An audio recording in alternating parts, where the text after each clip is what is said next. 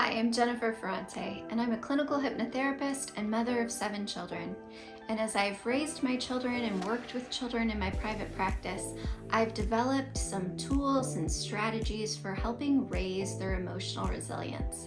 So these are my top 5 strategies for raising emotional resilience in your children.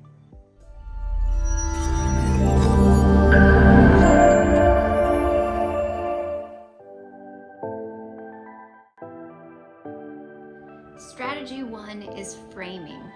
One of the best tools we have as a parent is being able to frame things for our children so they can see their circumstances and experiences differently. And we can do this by pre-framing, framing, and then reframing after an experience has been had.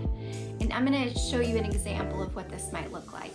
So let's say that our child comes home with a spelling list for spelling words, and we're working with them every day and we're drilling them on their spelling words. We can pre-frame their exam by saying, you have such a photographic memory. You are going to remember everything we've practiced. Can you see it in your head? Can you see it in your mind? Visualize each word. You have such a photographic memory. Then, the day of the exam, we can have them do that visualization exercise. So going through each word with them, having them visualize writing it on their paper. So let's say the word is excellence. Visualize that word excellence. Write that word excellence on your paper in your mind. Can you see each letter? And athletes do this all the time. They visualize their perfect performance before they actually ever move. So it's committing it to muscle memory through mental memory. Then after the event, so after the exam, when they're dealing with maybe a disappointment or a failure. Now, if you tried these first tips of pre-framing and framing, you probably won't have much disappointment. But let's say they come home with their test and they say, I missed such an easy word. I'm so stupid. I knew that one. What we can do to help them reframe that experience is to say something like, listen, I know you tried really hard and you put in a lot of hard work. You can be proud of that because you know how to spell so many more words now than you used to. But I understand that sometimes when we think something is easy, our mind doesn't focus on it or pay attention to it. So because you thought it was an easy word, maybe you just couldn't remember the spelling because your brain wasn't paying attention to it as much when you were studying. But now that you've missed this word on this test, your brain will remember that forever. So you're less likely to ever misspell that word in the future. By reframing that experience for our children, they can walk away feeling differently than they did when they got their paper back and saw that maybe they got one wrong that they thought was very easy. Now we can grow from that, and we can use that experience to reframe learning as an ongoing process. And aren't we all just getting better and better? Tip 2 is fostering a growth mindset.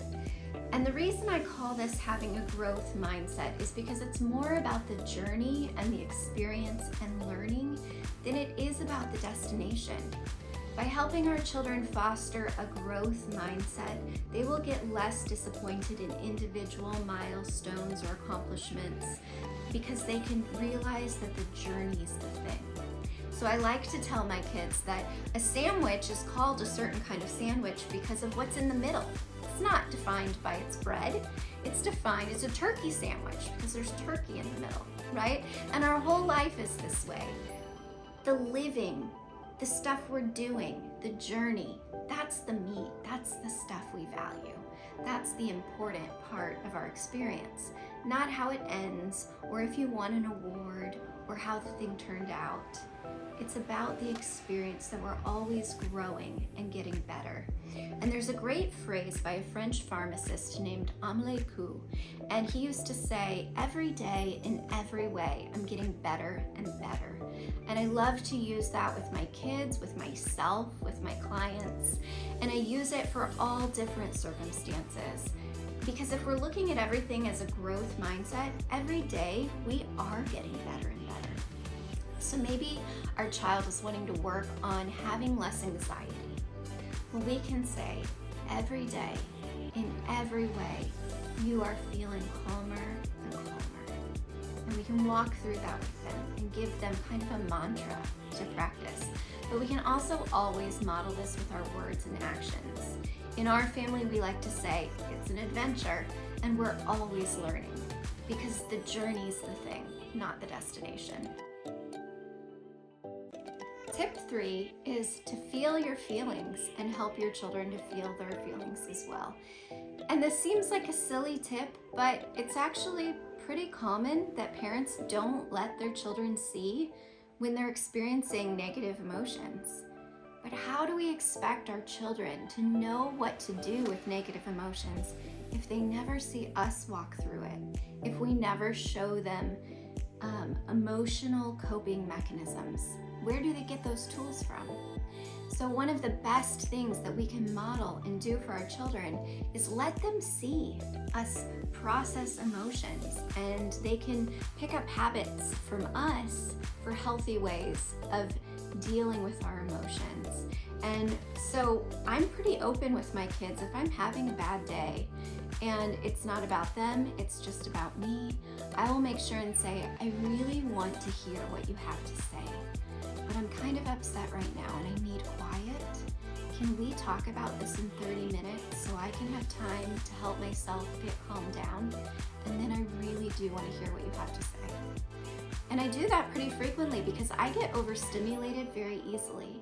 My sensory environment makes me feel overstimulation. And if the house gets really loud, which it tends to do with 7 kids, I have to take breaks and calm down and step away. And so my kids know that when I get to that point, I may need to go take a walk and calm down. But mom always comes back and says, what you have to say is important to me. Now I can listen. Tip 4 is find a higher perspective. So a visualization tool that I like to use is to have the child imagine that they float above a situation, like they're floating with a balloon. And let's say our child came home sad because their friend didn't want to play with them on the playground. We could have our child visualize floating with a red balloon up, up, up above the playground, and they look down on the playground at their little self sitting there sad, feeling sad because their friend wouldn't play with them. We could have them name the emotion that they were feeling in that moment, and then also to see from a higher perspective what other options they had that they could have chosen. Maybe from that higher perspective, they could see somebody else on the playground that also didn't have a friend to play with. Maybe from their perspective, next time they can look around for someone who's playing by themselves who would like a friend. Or maybe they could see another option of something to play that they wouldn't mind playing by themselves because it would be so fun. By that higher perspective exercise, we can help them envision other options when they have hard situations. Tip 5 is family phrases and identity. So 2 phrases that we use in our family is, this is an adventure, and we're always learning and growing. And those phrases have helped us through a lot of really difficult and not fun situations. I remember at one point I was newly divorced and I wanted to take my kids on some kind of vacation because they were really struggling with that whole process. But taking 6 kids at the time on a vacation by myself was really daunting. And I packed the kids up in the van, we headed out, we were gonna go eagle watching on a ferry, and we were gonna stay in a KOA campground cabin.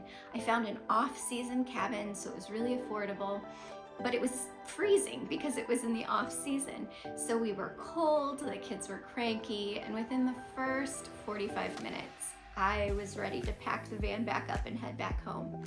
But that was when we started this phrase, it's gonna be an adventure. And we said it every time we ran into something hard. So when the kids were freezing, it's gonna be an adventure. When we couldn't spot the eagles that everybody else was spotting, it's gonna be an adventure. When the kids were, jumping up and down to try to stay warm while we were hiking, it's gonna be an adventure. There were spiders in the cabin because we're out in the woods, but it's gonna be an adventure. And it actually kept us really lighthearted through the whole time that we were camping. However, the last night that we were there, we had fallen asleep, and I guess the fire alarm in the cabin decided that it was a great time to start chirping, that it was low battery.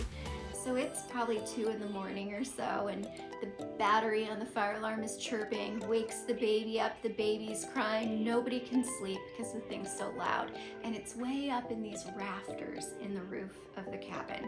So no one in our height challenged family was going to be able to get to that fire alarm to get it to shut up. And at 2 in the morning, who do you call to come turn off your fire alarm from the KOA? And I was, about to break down and really, sleep deprived and frustrated. And my oldest daughter said, "Mom, remember, it's an adventure." And I thought, she's right. What does an adventurer do? What would an adventurer do in this moment? And so we stacked things on top of the chair. I climbed up on top of boxes on top of a chair. We took a broom and we're hitting at the fire alarm, and we did get it to go off. And it just took that perspective switch of this is an adventure that really made us bond as a family and feel like we could get through anything. And so having those family phrases can be really helpful in building emotional resiliency. And then having a sense of family identity. That's something that when we have our family meetings, which we try to do once a week, we at the very beginning try to clarify, what does our family value? What do we stand for?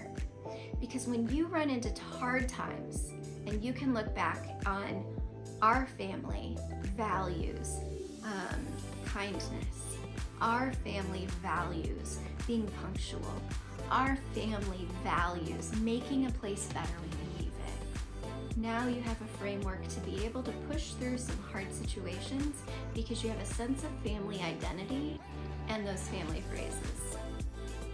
And those are my top 5 tools for building emotional resilience in children.